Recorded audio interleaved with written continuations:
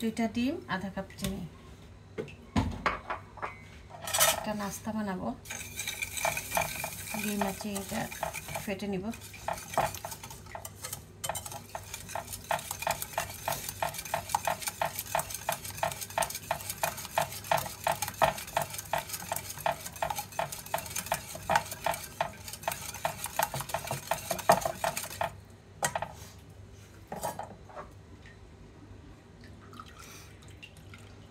Cup normal কুসুম পানি নিব, sorry normal বলতেছি, কুসুম গরম পানি নিব একটা।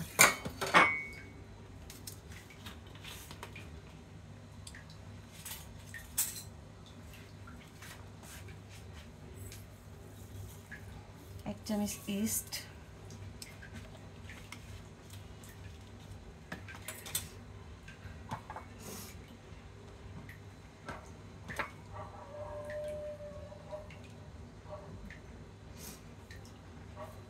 এক কাপ ময়দা,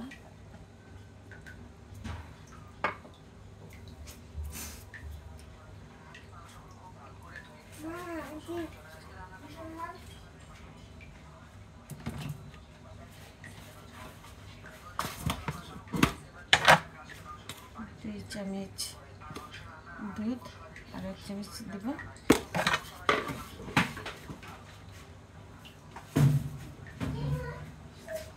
এটাকে এখন মাখাবো।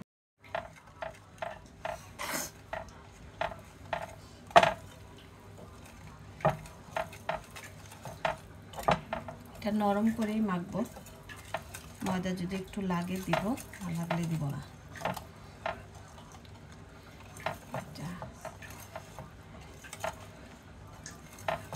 আমি এটার মধ্যে হাত লাগাবো না, এটা দিয়ে করবো।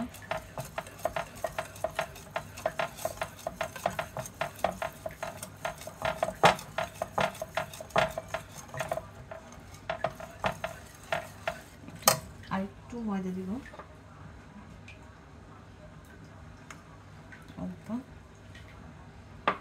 এখানে প্রায় 1.5 কাপের মতো ময়দা লাগবে। একটু তেল দিব,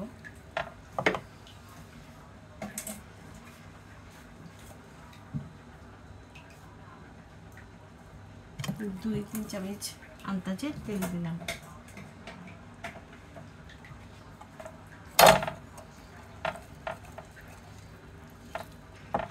এটা ভালো করে মিশাই, একটু লবণ দিয়ে দিব। এটা আমি এখন 1 ঘন্টা রেস্টে রাখবো। হয়ে গেছে আমার, যেরকম হবে ব্যাটারটি।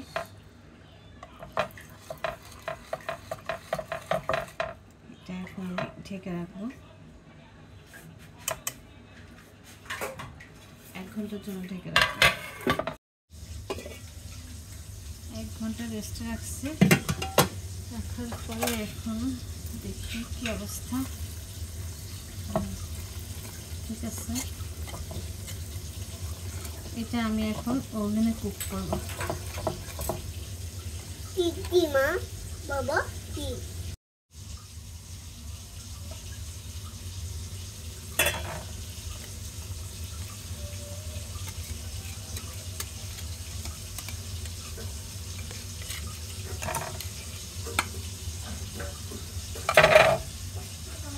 আমি কয়েকটি কিচমিচ দিয়ে দিব, দিতে ভুলে গেছিলাম, সেটা দিব।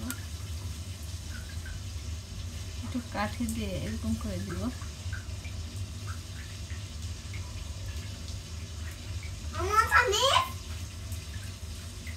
এটা ওভেনে দিব।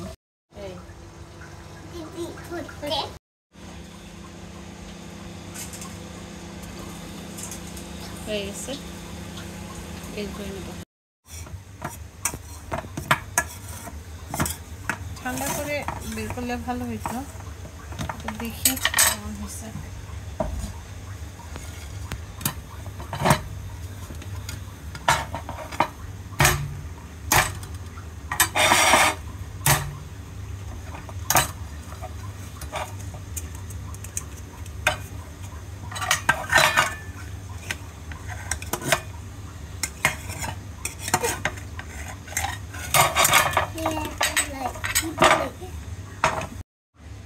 এটা এই যে সুন্দর হয়ে গেছে, আমি গরম গরমই বের করে নিছি।